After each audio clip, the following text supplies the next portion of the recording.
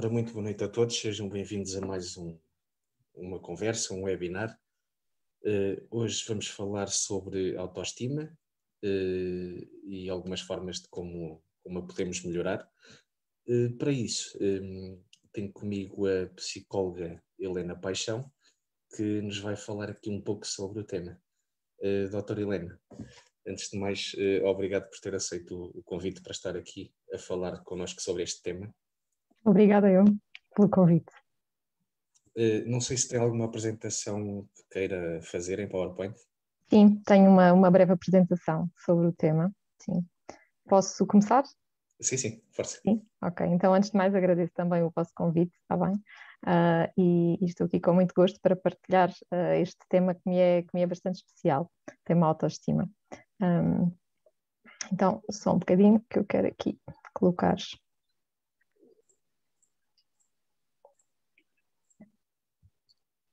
Ok?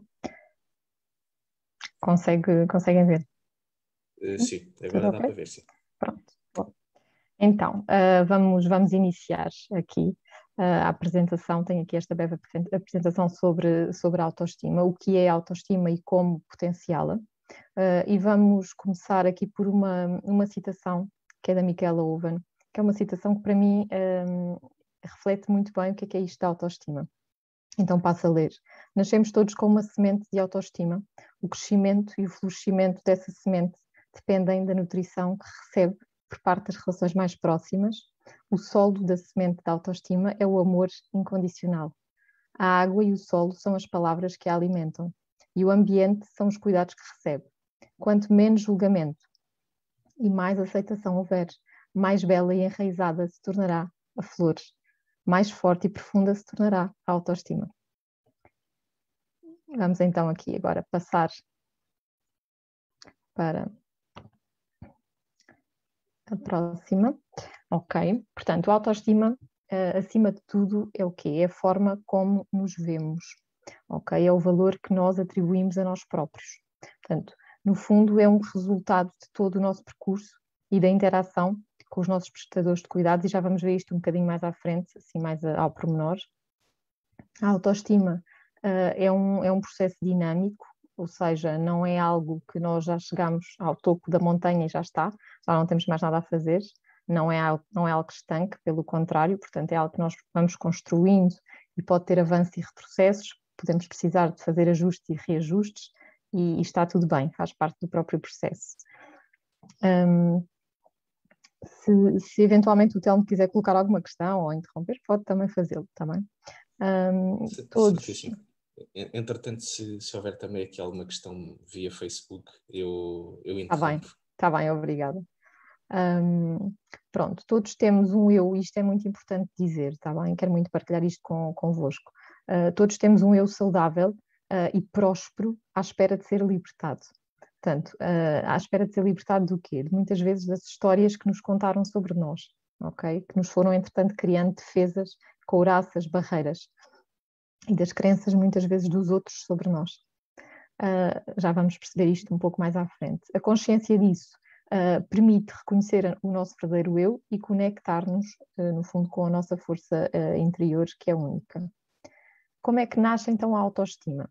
A autoestima é construída desde a base, portanto, desde que nascemos, inicialmente pelas figuras primárias, portanto, através da forma, as figuras primárias são os nossos pais ou os prestadores de cuidados, portanto, as figuras de referência, através da forma como nos transmitiram amores, como cuidaram de nós, pelas crenças deles que foram, entretanto, passadas, okay? Sobre nós próprios e sobre a realidade. Seguidamente, à medida que o nosso percurso vai acontecendo, o nosso crescimento pelos educadores, portanto, através dos cuidados que nos prestaram, pela forma como o fizeram, pelos reforços que nos deram ou não, e pelo que nos incentivaram ou não a fazer. Depois, mais tarde, na escola mesmo, pelos professores, através da forma como nos transmitiram as competências escolares e pela representação que nos iam também passando do aluno que nós éramos. Na adolescência, que é uma fase também crucial, a forma como vivenciamos todas estas alterações inerentes a este período de vida, também influenciou o nosso amor próprio e também muito as relações amorosas, a forma como nós vivenciamos as nossas relações amorosas, a relação também no grupo de pares, com amigos, tudo isso vai influenciando a forma como nós vamos alicerçando a nossa autoestima. A maior parte das vezes acreditamos ser aquilo que nos foram transmitindo sobre nós próprios, aquilo que eu falei há pouco, a questão das crenças. Portanto, se eu vou crescendo a ouvir sempre que não sou capaz, não quer dizer que eu não seja capaz, mas eu vou alimentar sem querer, portanto, involuntariamente, essa crença, ok? Então, às tantas, eu começo a acreditar que não sou capaz.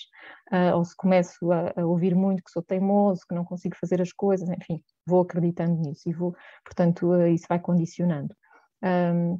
Depois também a forma como vamos integrando todas estas informações externas vai influenciar, tá bem? Em função também, naturalmente, das experiências que vamos vivendo. A forma como nos vemos hoje foi então construída inconscientemente desde este período mais precoce da infância, através daquilo então que os outros nos diziam, das tais crenças, e tudo isto vai sendo gravado, tá bem? No nosso inconsciente. Outra coisa importante é aquilo que nós dizemos a nós próprios. Okay? Isto já um bocadinho mais tarde, já com uma autoconsciência naturalmente diferente, que em criança não temos. Tal como as interpretações face às nossas vivências, também vai contribuindo para a qualidade da nossa relação de amor que temos por nós mesmos. E, portanto, é tudo isto que vai estruturando e alicerçando a nossa personalidade. Está bem?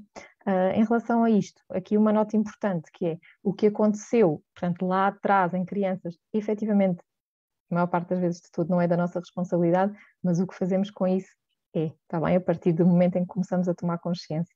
Ou seja, eu acredito verdadeiramente nisto. Nós não somos aquilo que nos acontece, mas somos sim aquilo que escolhemos fazer com isso. Ou seja, somos a relação que estabelecemos com aquilo que nos acontece. Está bem? Não sei se há alguma dúvida? Não? Por enquanto não. Por enquanto ainda não temos aqui nenhuma questão. Ok. Pronto. Depois outra parte também diz respeito que eu considero importante realçar, que é os mitos em relação à autoestima e à ou seja, sobretudo aqui há um grande mito em relação à autoestima, que é a diferença entre autoestima e autoconfiança. Isto muitas vezes é baralhado quase como se fosse a mesma coisa, e são aspectos distintos. Portanto, a autoestima é algo mais, portanto, da nossa base, portanto, é algo mais profundo, é um conceito mais amplo, mais profundo. A autoconfiança tem a ver, acima de tudo, com a convicção daquilo que eu acredito que consigo ou não fazer. Portanto, a confiança numa situação específica, está bem?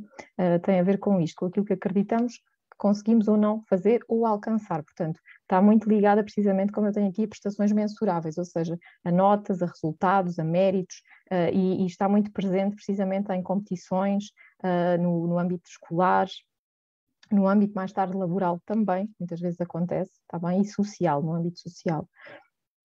A nossa autoconfiança tende a aumentar quando temos feedbacks positivos face ao nosso desempenho. E a autoconfiança também pode gerar em mim, portanto, a sensação que eu sou melhor que os outros em determinada situação. A autoestima, quando é saudável, eu sei que tenho o mesmo valor, livre de comparações, ok? Independentemente se eu sou mais magra, se sou mais gorda, se sou casada, se sou solteira, portanto, eu sei que tenho o mesmo valor, está bem? Ok. Pronto, depois tenho aqui uma parte também importante partilhar, que tem a ver com aquilo que eu considero os marcadores de uma autoestima saudável. Ou seja, uma pessoa que tem consciência do seu valor. Depois, outra parte também, que é alguém que sabe que tem o mesmo valor, quer consiga alcançar, precisamente o que eu disse agora, um objetivo, quer não, ou seja, lá está, independentemente do estado civil, portanto, do peso, da altura, ok, a pessoa sabe que tem o seu real valor independentemente daquilo que alcança ou não. Imagino que não conseguimos fazer alguma coisa, ou que falhamos, ou que erramos, isso nada diz em particular de nós, da nossa essência, está bem? Apenas diz que não conseguimos fazer determinada situação, ou não correu tão bem, é apenas isso. Portanto, alguém com uma autoestima saudável também é alguém que consegue manifestar o que sente, o que pensa, com coragem, está bem? É preciso vir de um lugar de coragem, coragem vem de coração. E em simultâneo, alguém que conhece e consegue reconhecer os aspectos também que, por outro lado, quer limar sem se sentir mal com isso. Todos nós temos aspectos por limar. Alguém também que pratica autogentileza e autocompaixão, isto é fundamental, está bem? Portanto, não haver aqui um crítico severo dentro de nós, porque quando há um crítico interno muito severo e muito castrador, normalmente é um indicador de uma autoestima que pode precisar de ser trabalhada ou limada. Okay? É alguém também que se sente bem nas suas relações interpessoais, que não projeta de forma recorrente situações internas dela, que consegue balizar limites, que pratica a assertividade com amor, que é importante, que às vezes isto é baralhado também, que o contexto o conceito de assertividade há pessoas que são agressivas e acham que são assertivas, está bem? Isto é bastante distinto. É alguém que permite, no fundo, ser vulnerável, não é? Porque afinal ser vulnerável não é ser fraco, está bem? Que não vive para agradar aos outros, isto é muito importante, não perdermos a nossa vida por gentileza ao outro, ok? E é alguém que tem respeito e compaixão ao mesmo tempo pelo outro, portanto, não perder a minha vida por gentileza ao outro não significa que eu não o respeito e que não tenha compaixão por ele. Agora, como potenciar... Eu ia só interromper Diga. para fazer... Estou aqui toda entretida, portanto, para fazer interrompa-me à vontade, então. Sim. Para fazer uma pequena questão, e esta Claro. questão não é de quem nos está a ver, mas é a minha mesmo. Uhum. E eu não sei se a doutora Helena partilha da mesma opinião que eu. É cada vez mais frequente ver-se, por exemplo, jovens, e quando digo jovens estamos a falar, se calhar, a maioria com menos de 18 anos, ou até com menos de 16, e que têm uma baixa autoestima, e depois se focam muito nas novas tecnologias, digamos assim, arranjam ali o refúgio. Um subterfúgio, sim. Ou seja, nada mais errado que isso, porque depois, para além da baixa autoestima, estão também a prejudicar a saúde, correto? Sim, sem dúvida. E atualmente isso está muito presente, sim, nos adolescentes, isso é muito marcado, esse comportamento, sim. E para além depois de eventualmente, claro, quando é em excesso, tudo em níveis equilibrados, está tudo bem, não é? Agora, quando é em excesso, efetivamente pode comprometer não só este processo ao nível do autoconceito e da autoestima, como também promover, por outro lado, situações de isolamento social, de afastamento, e isso muitas vezes acaba por ser depois, entram naquilo que eu chamo a roda do hamster, num ciclo vicioso. Sim, e aí é importante, sem dúvida, também os pais estarem atentos, ok? Para perceberem aquilo que são comportamentos que, acima de tudo, aqui 3 critérios, que é a intensidade, duração e frequência destes comportamentos. Portanto, se acontecerem com muita frequência, com muita intensidade, não é? Se durarem muito tempo, se persistirem, portanto, aí eu diria que é importante sinalizar-se e fazer um pedido de ajuda para se trabalhar algumas situações. Sim. Não sei se respondi à sua questão, Telmo. Sim, sim. Sim? Ok. Pronto, então aqui, como potenciar a autoestima? Eu, como psicóloga, acompanho muitas pessoas no contexto clínico e não tenho dúvidas que a grande base, o pilar para potenciarmos a nossa autoestima é efetivamente o autoconhecimento, ok? Porque há vários benurons, digamos assim, metaforicamente falando, que podemos tomar e que ajudam, há coisas que realmente ajudam, são variáveis que são úteis. Contudo, se não formos à base, ok, estamos só mesmo a pôr o penso rápido. Portanto, há que ter isso em atenção. Ou seja, a verdadeira forma de construirmos ou reconstruirmos, não é, a nossa autoestima é efetivamente, ou potenciarmos, é com o autoconhecimento. Como é que fazemos este autoconhecimento? Acima de tudo, através da psicoterapia, através de, não tem que ser só a psicoterapia, mas a psicoterapia, eu sou suspeita, porque eu sou psicóloga, não é? Mas acredito verdadeiramente nisto que eu estou a dizer.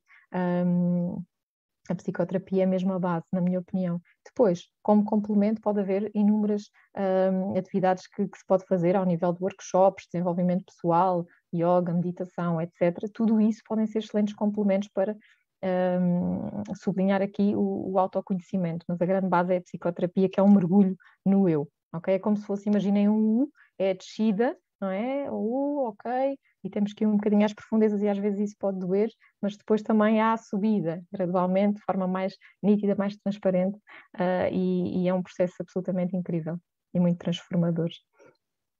E permite-nos, precisamente como eu tenho aqui, libertar as couraças, as barreiras, tudo aquilo que muitas vezes nos impede de, lá está, de nos amarmos verdadeiramente, não é? E de amarmos também o outro de forma saudável. Depois, uma forma também importante é aprendermos a priorizar, a colocarmos como uma prioridade, está bem? Naturalmente tendo respeito ao outro, lá está, mas colocando-nos a nós também como uma prioridade, no centro. E isso não é egoísmo, ou se é um egoísmo saudável, está bem?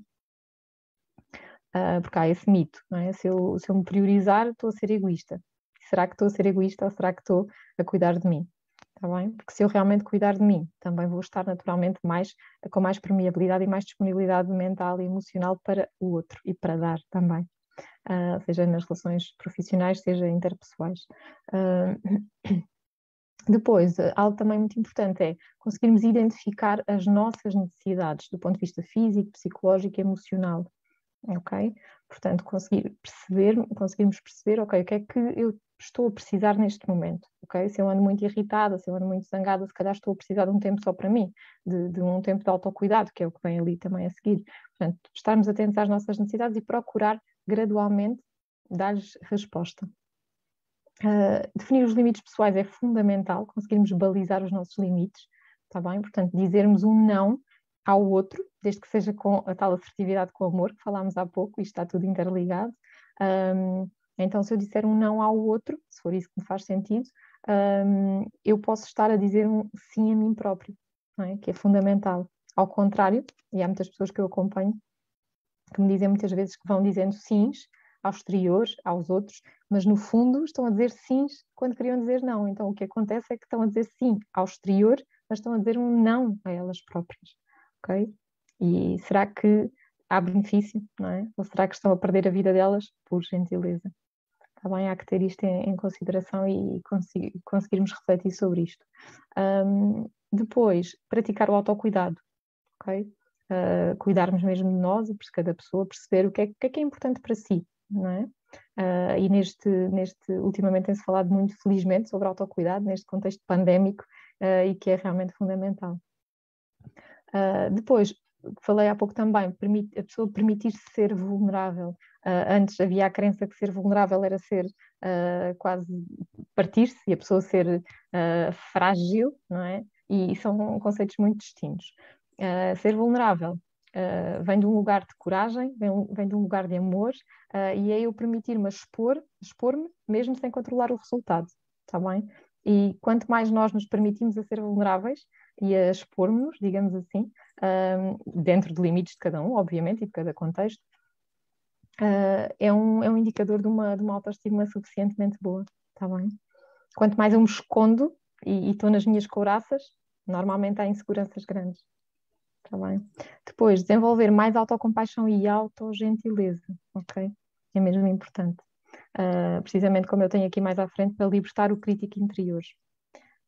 A principal forma de desenvolver a autoestima passa por viver seguramente uma vida com verdade, com sentido. Portanto, a verdade e o sentido da vida pode revelar-se, termos esta noção e estarmos despertos a isto, que pode e revela-se, acredito mesmo nisto, a cada momento, ok? E estarmos disponíveis, atentos. Portanto, esta disponibilidade, esta atenção em relação a isto, pode mesmo ajudar-nos a guiar aqui, funcionar como uma bússola para a vida.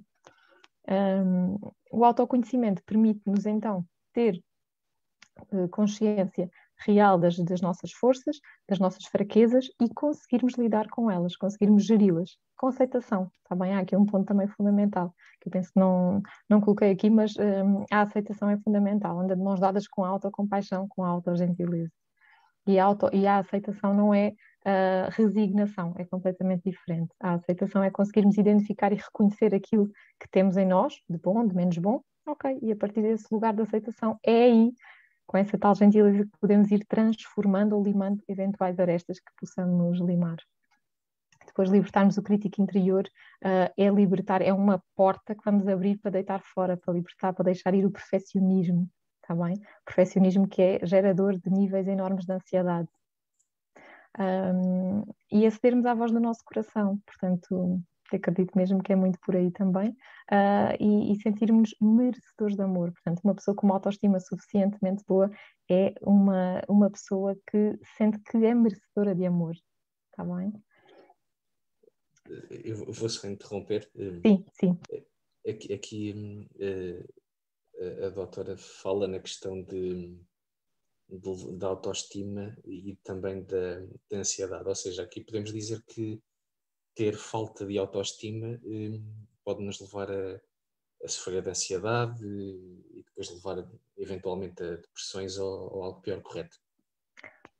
Sim, exatamente. Não tem que ser necessariamente só isso, não é? Obviamente, pode haver muitos fatores. Agora, eu acredito, e pela minha experiência clínica, e há mesmo evidência científica também que nos mostra isto, que a autoestima é mesmo a base, portanto, e efetivamente se esta base por algum motivo não está bem, ou se há aquilo que se considera uma falha narcísica lá atrás, portanto, uma falha no amor próprio, bem, sem dúvida que pode escoar depois em algum tipo de perturbação, seja algum tipo de perturbação a nível de ansiedade, de depressão ou outra, está bem?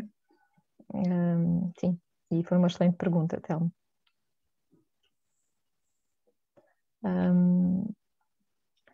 E até já agora está-me aqui a ocorrer em relação a isso, eu costumo explicar que a ansiedade anda de mãos dadas com a insegurança, ok? Portanto, e se nós formos perceber o que é que está subjacente à insegurança, não é? Lá está, pode estar ali, e a maior parte das vezes está mesmo ali uma falha na autoestima, ok? Porque quando a minha autoestima é suficientemente boa, não quer dizer que eu num contexto específico não possa sentir-me mais insegura, não é? Porque o medo é uma emoção também que nos guia e é protetora, é equilíbrio. Agora, se for excessivo, se for uma insegurança excessiva, recorrente, então subjacente eu posso estar com uma autoestima bastante debilitada, também. Entretanto, temos aqui no Facebook uma pergunta Uhum. da Sofia Gouveia que pergunta se a falta de autoestima também pode acontecer os ataques de pânico, ou ter pânico. Sim. Não é assim uma relação logo direta, não é? Não é isso que de repente vai causar pânico logo, mas é como disse há pouco, portanto, até porque os ataques de pânico vêm também aqui do espectro da ansiedade, ok? O pânico é um expoente máximo de ansiedade. Então está tudo muito ligado e há aqui uma questão que está muitas vezes presente em questões de ataques de pânico, que são sentimentos de desproteção. Tá bem? Uma grande parte das pessoas que eu acompanho que têm pânico associado muitas vezes a sentimentos de desproteção. Em alguma altura da vida delas, elas sentiram-se desprotegidas, consciente ou inconscientemente. Às vezes é inconscientemente, tá bem? Às vezes as pessoas não têm bem esta noção. Mas depois, ao longo do processo, lá está, de psicoterapia, de autoconhecimento, vão começando a perceber, a fazer insights, ok, afinal está aqui, tá bem? Ok, então agora, aqui para finalizar a apresentação, tenho esta breve reflexão que eu acho muito bonita. Como é possível que um ser vivo com joias tão delicadas como os olhos, instrumentos tão encantadores como as orelhas e um inacreditável emaranhado de nervos como o cérebro possa sentir-se outra coisa que não um Deus? Diz o Alan Watts. Eu acho muito bonita para terminar esta nossa apresentação aqui sobre autoestima, porque de facto todos nós temos um eu, como eu disse há pouco, um eu saudável, um eu próspero, à espera mesmo para ser libertado, para ser rescatado. Todos nós um dia já fomos crianças, eu costumo dizer isto muitas vezes aos meus clientes e pacientes, que todos nós um dia já fomos crianças e todos nós de alguma forma temos uma criança interior que precisa ou beneficia de ser resgatada também. Porquê? Porque eu acredito que está mesmo na base e de facto na base está o quê? Estão as figuras primárias, não é? Estão os pais, estão os cuidadores E, quer dizer, a maior parte dos pais fazem o melhor que podem e conseguem com os recursos que têm, atenção, está bem?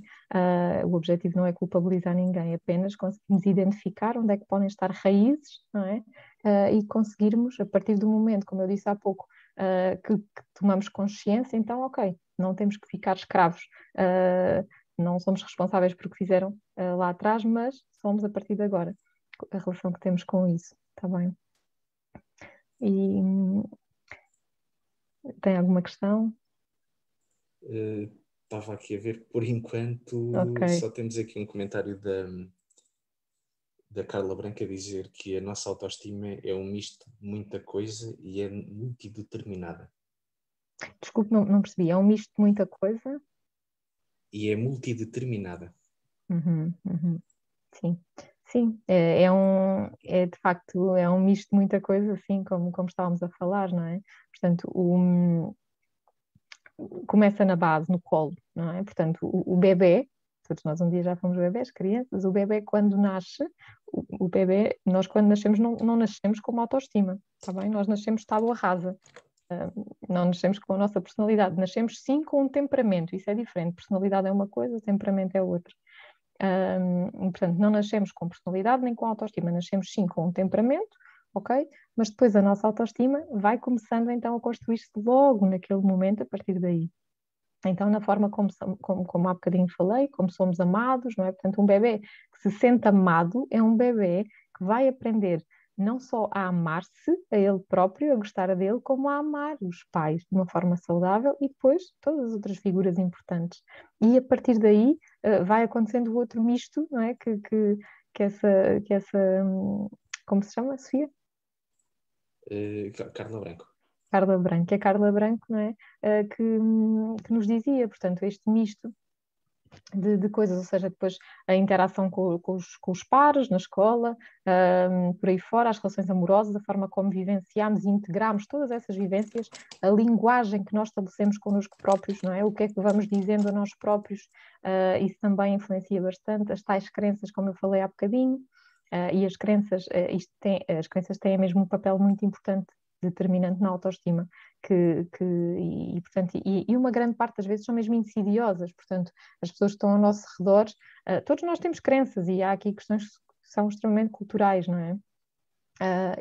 Portanto, e vamos escutando, só que a questão é que há crenças que são consideradas facilitadoras, possibilitadoras, e há outras que são limitadoras.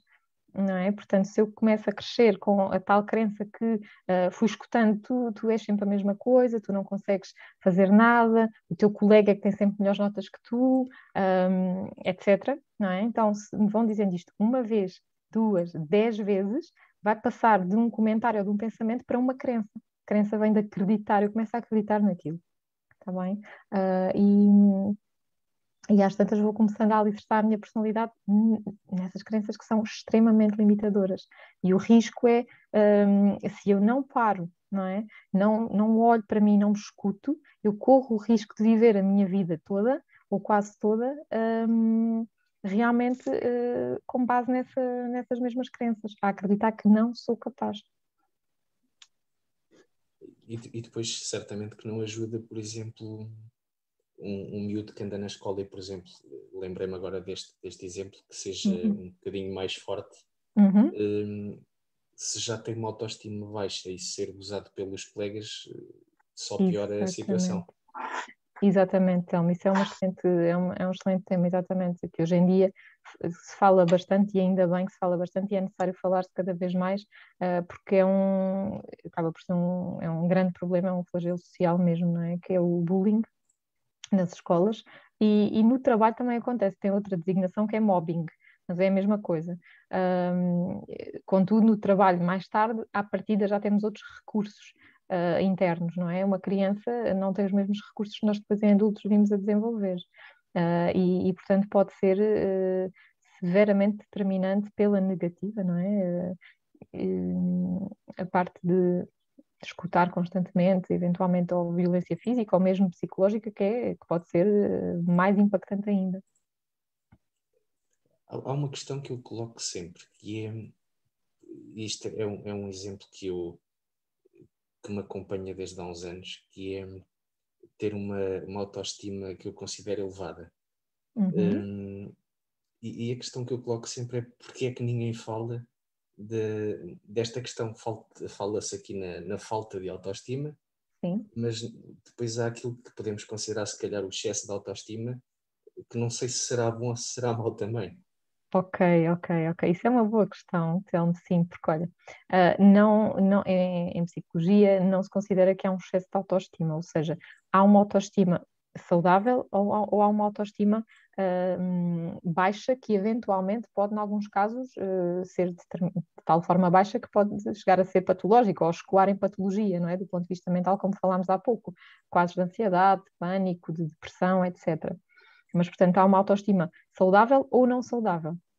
Agora, aquilo que o Telmo está a dizer, eu penso que vai ao encontro aqui de uma questão que é natural, que as pessoas que não são da área da psicologia que confundem, que não é natural, não é? Portanto, que é o seguinte, há uma parte, não sei se já ouviu falar, da perturbação narcísica, personalidade.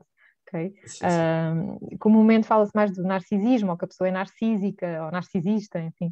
Não é? E isso, lugares comuns à parte, há uma perturbação mesmo, não é? Que é uma psicopatologia, que é a perturbação de personalidade narcísica. Pronto, o que é que acontece nessa perturbação? Ao contrário do que as pessoas leigas na matéria possam achar, não é? Porque aparentemente o que está muito marcado é uma grandiosidade do eu. Ou seja, muitas vezes é uma pessoa que exibe comportamentos arrogantes, que ela é que tem o dom da palavra, que ela é que ocupa muito, é uma pessoa que ocupa muito espaço, não é? Imagina um elevador, a pessoa ocupa o espaço todo do elevador. E de facto, isso para pessoas que não são da área, não é, da psicologia, naturalmente que pode achar, as pessoas acham, ok, esta pessoa tem uma autoestima enorme, não é? Ou muitas vezes, como falámos há pouco, uma autoconfiança, que se confunde também aqui os conceitos, uma pessoa super confiante. E uma grande parte das vezes, as pessoas que têm este tipo de comportamentos subjacente têm precisamente um déficit grande de autoestima. Só que têm uma defesa mental inconsciente, as pessoas não escolheram gratuitamente essa defesa, aconteceu, inconscientemente a mente ativou aquela defesa para as proteger da dor. E ativou então a defesa da grandiosidade do eu, e a pessoa por vezes vive em falso, quase em falso self, ou há esse risco de viver em falso self, portanto, sem ser num eu genuíno, autêntico, verdadeiro. E sobretudo para o exterior, portanto, que exibe muito este comportamento, esta capa que eu sou maior. Mas estes comportamentos, tá bem, não são uma autoestima em excesso, pelo contrário, podem ser considerados uma perturbação narcísica de personalidade que subjacente está sempre um eu que se considera pequenino, frágil, tá bem? Entretanto, temos aqui a Carla Branco também em direto connosco, mas antes Uhum. de lhe dar a palavra a ela, eu e já que estamos aqui com o seu último slide, Sim, sim. ia aproveitar para lhe pedir que, ao fim e ao cabo, divulgasse, digamos assim, porque eles já estão aqui à vista, mas divulgasse os seus contactos Ah, para quem quiser sim, fazer ou sim. terapia ou qualquer. Ok, obrigada. Eu coloquei aqui para se quiserem aceder à minha página, quer do Facebook, quer do Instagram, onde eu partilho conteúdos regularmente, ok, precisamente sobre psicologia, com o objetivo de divulgar cada vez mais a saúde, a importância da saúde psicológica e emocional e contribuir, mesmo dar o meu contributo no sentido de ampliarmos a nossa literacia emocional, que é fundamental. Tá bem? Porque, como nós vimos aqui, passa tudo muito pela autoconsciência, uma expansão da nossa autoconsciência, pelo nosso autoconhecimento. Quanto mais nós conseguimos ampliar os nossos níveis de autoconhecimento, mais também conseguimos trabalhar em nós, limar algumas arestas, potenciar recursos internos e também conseguimos efetivamente mais viver a nossa vida de uma forma mais, com mais sentido, com mais consciência. Está bem? Entretanto, eu vou aqui passar a palavra à Carla Branco. Ok, muito bem. Eu peço desculpa, eu sou a bedrilhuda de serviço. Eu meto sempre pedelho nos direitos do Telmo. Olá, Eu perdi Carla. boa noite, eu perdi um bocadinho do direito. E não sei se já falaram sobre isto, e se falaram eu peço desculpa, mas nós curiosamente ontem fizemos uma brincadeira no Insta e falamos da questão do eu ser muito influenciado pelo outro.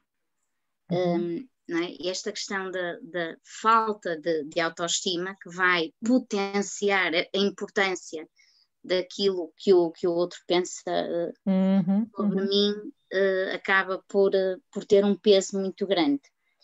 Há alguma ferramenta que, ao nível da psicologia, possa ser dada a alguém que... Porque eu acho que nós vivermos em função do outro deve ser um sofrimento, até porque eu tenho um problema. O Telmo falou de uma coisa. Eu tenho 1,5 m, mas para todos os efeitos eu tenho 1,90 m. Eu ocupo imenso espaço. com equilíbrio. Mas eu costumo dizer que tenho 1,90 m. E eu acho que é das coisas, e porque eu trabalho projetos de educação parental, e é uma das ferramentas que eu tento passar aos pais, eu acho que isto é importante. O eu ter consciência do quão o outro interfere com o meu comportamento. Sem dúvida, Carla, obrigada. Sim, e há aqui questões que eu considero que estão um pouco, na minha opinião, no nosso ADN cultural, ou seja, eu posso dizer que eu acompanho muitas pessoas em consulta, já há mais de 11 anos de experiência clínica, e não consigo dizer fielmente, com exatidão a percentagem, mas uma grande parte das pessoas dá muitíssima importância à opinião dos outros. Okay? Quando eu coloco esta questão, é enorme realmente a quantidade de pessoas que dá muita importância à opinião dos outros e que depois acaba por viver sob a alçada desse espartilho. Okay. Portanto, a questão da Carla é muito o que é que nós podemos fazer, não é? Nesse sentido. Sim. As ferramentas que podemos utilizar, até porque eu agora se calhar a expressão que vou usar pode soar uma barbaridade, mas aquilo que eu costumo dizer, o comum dos mortais que não tem ferramentas, porque acho que temos que criar alguma autodefesa nestas circunstâncias e dar o devido valor à opinião dos outros e perceber quando é que ela tem peso e quando deve ser pesada, porque pode ser pertinente aquilo que o outro nos está a dizer ou não é? Arranjarmos aqui um equilíbrio. Sem dúvida, sim. E tem toda a razão, Carla, porque de facto depende de quem é que é o outro, não é? O que é que o outro nos está a dizer. Portanto, se é um comentário, uma sugestão ou até mesmo uma crítica construtiva e que pode ser muito bem-vinda e que é fundamental nós também termos a nossa autoestima suficientemente saudável para recebermos estas críticas construtivas, não é? E agradecer por isso. Isso é muito importante. Agora é mesmo como a Carla diz e muito bem. Portanto, é importante encontrarmos aqui, dosearmos, encontrarmos um equilíbrio. Mas, acima de tudo, eu há bocadinho falava, portanto, de uma grande parte das pessoas que dão muita importância à opinião dos outros neste sentido. Portanto, já num excesso, não é? Ou seja, que vivem muito condicionadas em relação ao que é que o outro vai achar, o que é que o outro vai pensar. E que depois acaba por... E há uma pequena história, com a expressão que eu há pouco utilizei, que é um senhor que chega, não é, numa altura da vida dele com 80 e muitos anos e que faz uma retrospectiva, que olha para trás e que nota, ao olhar para trás, nota que perdeu a vida dele por gentileza. E eu acho que deve ser das coisas mais, enfim, mais tristes que nós podemos, não é, sentir, que é, estamos a perder a nossa vida por gentileza.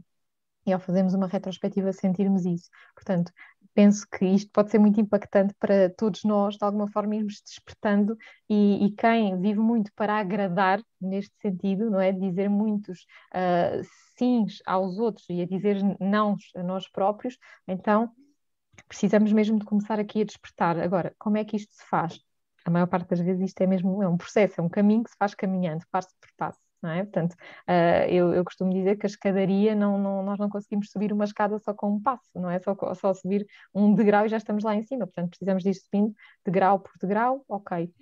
E no contexto de terapia, pequenas mudanças, as mudanças vão-se fazendo assim, e as pequenas mudanças bem consolidadas são as principais, são realmente as mais valiosas, está bem? Mais do que um grande passo, que pode ser assim em falso. Portanto, pequenas mudanças. Agora, passa muito por, quanto mais o autoconhecimento nós vamos desenvolvendo e vamos trabalhando então todos estes recursos, começando a conseguir fazer um processo de autoafirmação, portanto, termos consciência também dos nossos, qual é que é o meu limite, não é? E conseguir balizar esse limite, conseguir expressar isto ao outro, isto é muito importante, a tal assertividade, não é? A assertividade com amor, isto é importante, no sentido que nós podemos aprender a ser, e eu sinto mesmo isto, poder a ser mais quer autocompassivos, e compassivos, autocompassivos não, nada tem de passivo, não é? Mas sim vem de autocompaixão, portanto, quer mais autocompassivos, quer mais compassivos para com o outro, portanto, e ao conseguirmos alicerçar o nosso diálogo interno desta forma e conseguirmos passar isto para o outro, é extremamente libertador e conseguimos pontuar, porque a assertividade é o quê? É nós conseguirmos não é? Mostrar o nosso ponto de vista, ou seja, estamos a ter respeito a nós próprios e em simultâneo também estamos a respeitar o outro, não estamos a desrespeitar ninguém, não é? Mas estamos a ter respeito por nós, pela nossa verdade, por aquilo que faz sentido para nós. Portanto, passa muito por ir treinando estas competências, neste sentido comunicacional, do diálogo interno, da autoafirmação, e no meio disto tudo aqui, um ingrediente fundamental, que é a autogentileza, como eu falei há bocadinho, está bem? Que é um conceito para mim muito, muito querido, porque acho que é mesmo transformador e tantas pessoas que eu vou ajudando e trabalhando com esta competência e que, ao irem desenvolvendo isto, é mesmo transformador. Não é? A autogentileza, não no sentido, lá está, de a gentileza constante para o outro, mas fazemos este movimento para nós, sermos gentis e compassivos para connosco e, naturalmente, com respeito também ao exterior e ao outro. Eu vou Então, fazer aqui... Sim. Deixas-me, desculpa, tu ias fazer uma pergunta, pode ser, não sei, ias fazer uma pergunta. Eu vou fazer uma pergunta, depois podes fazer então a tua. Ok, então vá. Não, a pergunta que eu ia fazer é que ainda assim existem muitas pessoas que consideram a baixa autoestima uma doença, ou seja, nada mais errado do que isto. Sim. Sim. A baixa autoestima não é uma doença, não é? Baixa autoestima é algo que acaba por ser algo que nós estamos a sentir, não é? E que pode e deve ser trabalhado. Por isso é que eu há pouco na apresentação referi que a autoestima é um processo que é construído e que é dinâmico. Portanto, nós... E às vezes há esta crença, eu noto que há esta crença que eu vou trabalhar a minha autoestima no sentido de chego aqui ao topo da montanha e já está, não tenho que fazer mais nada. Não funciona assim, está bem? Portanto, e é transversal. Portanto, todos nós, a nossa autoestima importa ser construída e termos esta consciência que é este processo dinâmico e que a falta de autoestima não é uma doença. Contudo, se nós não estivermos atentos e não cuidarmos dela, não é? Pode escoar em patologia. Não é? Pode levar a perturbações do ponto de vista psicológico, mental, não é? Como falámos há pouco, depressão, ansiedade ou mesmo outro tipo de patologias mais severas. Está bem? Respondi à sua questão, então. Sim. Eu vou aproveitar antes da Carla falar na próxima questão. Há aqui uma coisa que se calhar as pessoas não têm noção e não sei se estarei correto naquilo que vou dizer. Quando nós vimos, por exemplo, em plataformas como o TikTok, o Facebook, o próprio YouTube, principalmente o YouTube, não diria se calhar pessoal em geral, mas principalmente os mais jovens a fazerem vídeos que se calhar consideramos, e agora vou colocar entre aspas, que é para não ferir suscetibilidades, quando olhamos para aquilo e consideramos isto não tem conteúdo nenhum, isto é um vídeo, entre aspas, uma palhaçada autêntica,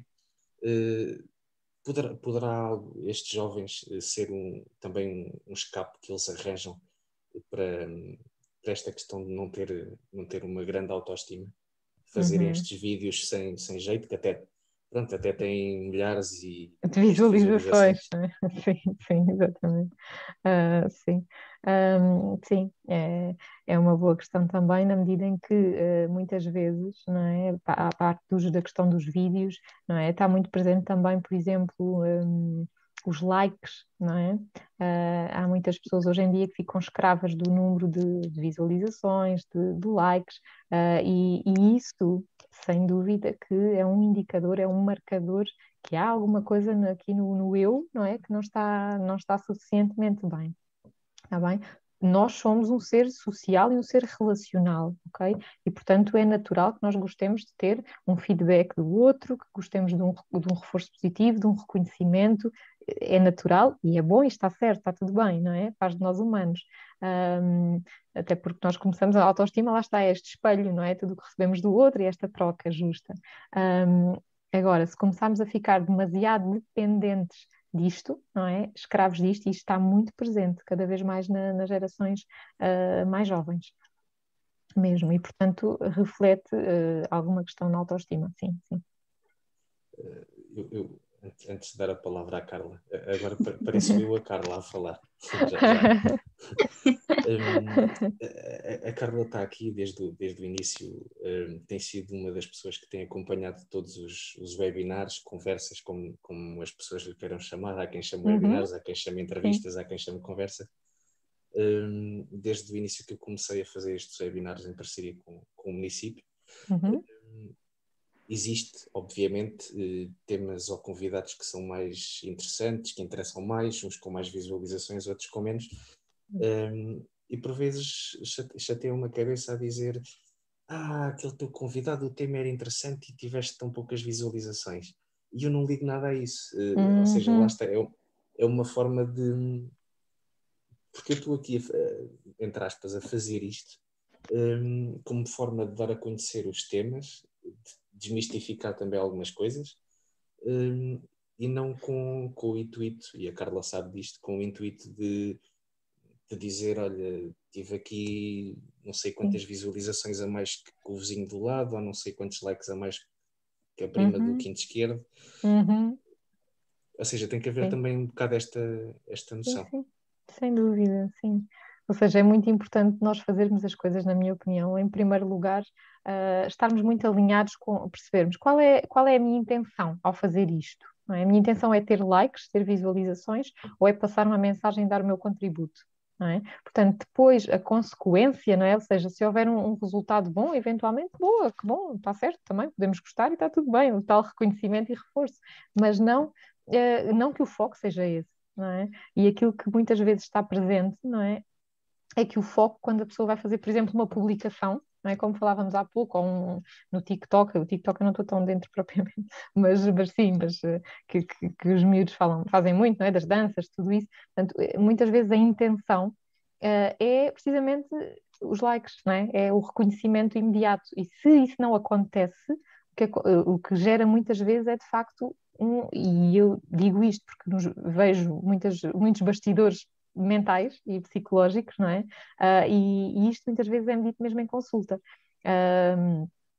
Que, ok, aquela pessoa não viu ou não visualizou ou viu que...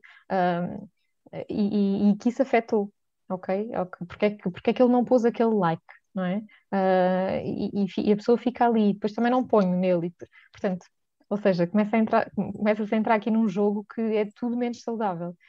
E, portanto, em relação a isso, eu diria que o Telmo está correto, no sentido em que, ok, o objetivo é dar o contributo e depois logo se vê, não é? E se tiver visualizações, ok, boa, não é? Mas se não tiver, também continua a ter noção do seu real valor e daquilo que é o seu contributo na mesma, não é? Como falámos há pouco na definição da autoestima, não é? Portanto, eu ser magra ou gorda ou ser alta ou baixa, nada diz de mim. Inclusive, há bocado, numa determinada altura deste nosso direto, tínhamos 3 pessoas a assistir apenas. Eu recebi uma mensagem a dizer-me: tenho pena, só 3 pessoas a assistir ao teu direto. Eu disse: olha, eu não tenho pena, eu estou a fazer o meu trabalho. Se estão a assistir, é porque gostam. Se não estão a assistir, é porque ou não têm consciência do que é importante o tema, ou então é porque não querem. Sim, claro, e está tudo bem. E isso nada diz de nós, não é? Portanto, está tudo bem. Sim, exatamente. Agora até vou porque passar à Carla outra vez. Aqui há a importância de saber lidar com a frustração, não é? A maior parte das pessoas, o não ter aquelas visualizações. Eu, tal como o Telmo, e num contexto profissional, tenho feito alguns direitos. E eu tenho-me sentido uma privilegiada, porque ainda que a minha entidade patronal me permita fazer estes direitos com vista a chegarmos a um público mais alargado, eu tenho sido uma privilegiada porque tenho feito, ou tenho tido conversas com pessoas que eu admiro, porque sou eu que faço os convites, sou eu que defino quem são os convidados. Portanto, eu acho que eu fico tão entusiasmada naquelas conversas, porque é algo que me interessa, que depois aquilo vai... Eu sinto-me como uma criança com um brinquedo, porque eu estou feliz naquele momento.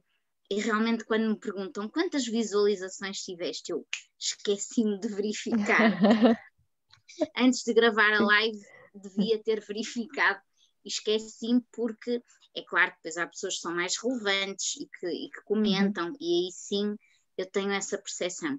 Mas o não estar a fazer, aí eu sinto um bocadinho de egoísmo, aquele é o meu momento e eu estou a ter aquela conversa, está a ser tão rica, e que eu acho que pode dar tanto também aos outros, porque eu não faço a pensar em mim, faço a pensar no público, mas o entusiasmo com que o faço para mim é o mais importante, e eu vejo isso também neste trabalho que o Telmo faz. A propósito do meu direto esta semana, e pedindo aqui um bocadinho a opinião da doutora Helena, e porque eu tenho a certeza, e com toda a certeza é muito válida, e para quem está a ver e para quem possa ver depois a gravação, é perceber aqui a opinião da doutora Helena do papel de... Houve um boom de coaches que surgiram, a questão do PNL, houve tanta formação que surgiu, que isto criou aqui alguma confusão, porque eu procuro um psicólogo, procuro um terapeuta, procuro outro profissional, e eu, por exemplo, há não muito tempo, senti necessidade de fazer uma formação na área de comunicação, comunicação assertiva, até porque o trabalho que faço com pais no âmbito da educação parental foi-me dando outras ferramentas, mas eu achava que tinha que afinar algumas questões ao nível da comunicação.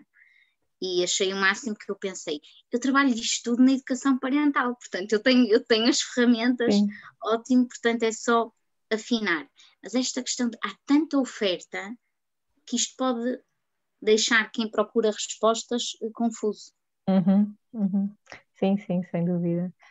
Eu, na minha opinião, eu acho que é bom haver oferta, não é? E agora, de facto, há pessoas que ficam baralhadas, o que é que eu vou procurar, não é? Eu preciso de ajuda, mas a quem é que eu posso recorrer, não é? E aqui eu diria que não há melhores ou piores neste sentido, ou seja, não é uma competição, mas sim pode ser uma cooperação, não é? E eventualmente há áreas que podem ser, na minha opinião, que são complementares. Não é? Ou numa altura específica pode fazer mais sentido eu ir fazer terapia com um psicólogo, por exemplo, e noutra altura da minha vida, se calhar eu procuro um coach para me ajudar a trabalhar questões mais concretas ao nível de objetivos, de resultados mais diretos, portanto, trabalhar mais no aqui e agora, digamos assim, porque são de facto áreas distintas, mas que se complementam. Inclusive, há muitos psicólogos que também são coaches, não é? Sim. E, portanto, agora, o que é que eu diria em relação a isso? Quando a pessoa quer afinar apenas umas pequenas arestas, não é?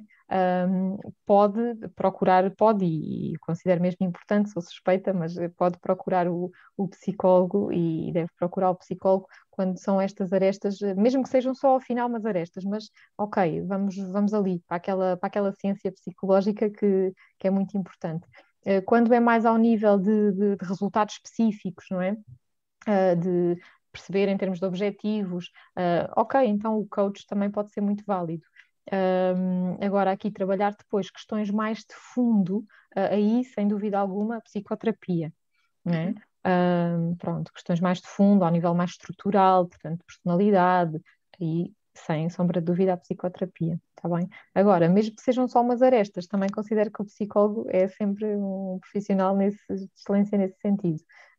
E, portanto, não sei se respondi, Carla, à sua Sim, questão. E eu, só para terminar, até para não lhe vou roubar mais tempo, eu sinto-me privilegiada, porque eu vivo rodeada, eu sou educadora social, mas eu vivo rodeada de psicólogos, a maior parte da minha equipa. Está muito bem acompanhada, então. E sinto-me privilegiada, porque trabalho com bons profissionais que têm a capacidade de dizer: não, este trabalho pode ser feito ou deve ser feito por outro profissional, esta ajuda não precisa de ser minha, ou então eu faço um primeiro atendimento e percebo que basta dar uma ou duas ferramentas àquela pessoa e ela vai conseguir.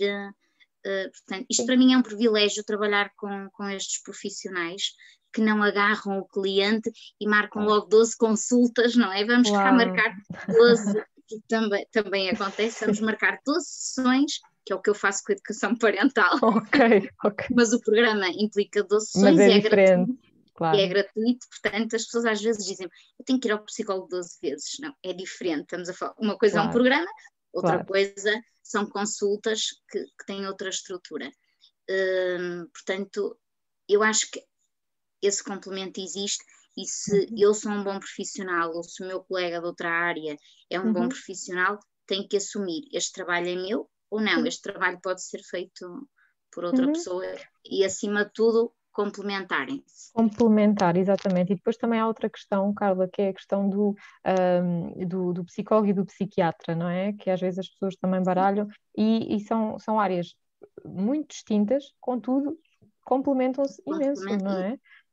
Portanto, claro, tantas pessoas que chegam à consulta e que eu preciso mesmo de as encaminhar para a parte delas serem vistas em psiquiatria, para eventualmente haver uma medicação ajustada, e aí sim as pessoas depois já estarem mais disponíveis para poderem também colaborar no próprio processo psicoterapêutico, porque às vezes não estão disponíveis, mesmo que conscientemente queiram muito, mas inconscientemente e mesmo bioquimicamente não estão, os níveis não estão ajustados, e portanto isto é muito importante. Tal como também da parte que cada vez mais vou, e com profissionais da área da psiquiatria com os quais também trabalho, cada vez mais noto que estão mais atentos a isto, ou seja, também a capacidade deles encaminharem para a psicologia. Cada vez isto felizmente está a acontecer. Portanto, de parte a parte, somos equipa, ninguém está a competir com ninguém. Não é? E tal como também tenho colegas coaches, não é? Que já encaminharam para mim pessoas que perceberam, ok, eu até aqui consigo e é isto que faz sentido, a partir daqui, ou quando notam que pode haver algum tipo de psicopatologia, então aí há que ter também esta sensatez de encaminhar, por exemplo, não é? Que isto é fundamental. Aquilo que estava a falar da interação psicologia-psiquiatria, que eu também acho que tem sido muito importante, especialmente ao nível da pediatria, ao nível das crianças. Este trabalho em parceria, eu tenho visto que tem sido um crescendo e que tem funcionado, até porque tivemos aqui uma fase que ainda estamos de excesso de medicação, e este complemento com a psicologia acaba por ser aqui uma mais-valia, e eu acho que para os pais acaba por trazer alguma ligeireza, não é? Sim, claro. Está a falar mais ao nível da pedopsiquiatria, não é? Sim, a pedopsiquiatria tem um peso tremendo. Sim, sem dúvida, sim. E de facto, lá está, há situações em que a medicação é fundamental, não é? Contudo, se só operarmos no registro da medicação e não se trabalhar a causa, a origem, as emoções, as necessidades subjacentes, não é? O autoconhecimento, quer dizer, bioquimicamente podemos ficar suficientemente mais regulados, mas depois as outras coisas continuam lá, não é? Então é aqui que vem o complemento da terapia, da psicologia, não é? Que é fundamental. Sim, porque eu também tenho visto muitas pessoas que por vezes, pessoas até com já mais idade, não é? 60, 70 anos, que fizeram durante muitos anos só medicação, não é? Embora a medicação pudesse ser muito importante, mas só medicação. E não foi o suficiente para elas poderem ter uma vida de qualidade, com consciência, não é? Para trabalhar recursos internos. Então é este complemento, eu acho que sim, tudo se complementa, e é fundamental termos esta consciência. Obrigada. Obrigada também, Carla. Não, acho que não temos mais perguntas. Não sei se a Carla quer fazer mais alguma, pelo menos via Facebook não temos mais nenhuma. Esteja à vontade. Não queres fazer mais nenhuma, Carla? É melhor não, porque é que se eu começo a perguntar, talvez seja um problema. Ficamos aqui, não é? Mas eu também gosto muito de conversar, portanto é com muito gosto. E sobretudo nestas áreas que que adoro mesmo. Depois isto vai, agora temos em direto, mas depois vai ficar disponível no Facebook da Tecnorei, o vídeo. Entretanto, depois no fim irei também fazer o upload para o YouTube da Tecnorei e também para o YouTube de um canal que eu tenho com um amigo meu que conheci, tal como a Carla, no confinamento, que é o Longer Together. Juntamos, ele faz entrevistas, eu também, então juntamos ali os dois trabalhos num só, digamos assim. Não havendo mais perguntas, só me resta agradecer à doutora Helena pela disponibilidade e por esta hora de partilha de conhecimento e falar sobre este tema também. Obrigada eu também, Telmo, pelo convite, tá bem? E com muito gosto que estive aqui a partilhar convosco. E é sempre muito rico. Eu gosto muito destas partilhas, são sempre muito ricas. Acrescenta sempre algum valor, não é? A todas as partes envolvidas. E crescemos todos nesse sentido. Obrigada. Obrigado mais uma vez. Obrigada. Obrigada, boa noite.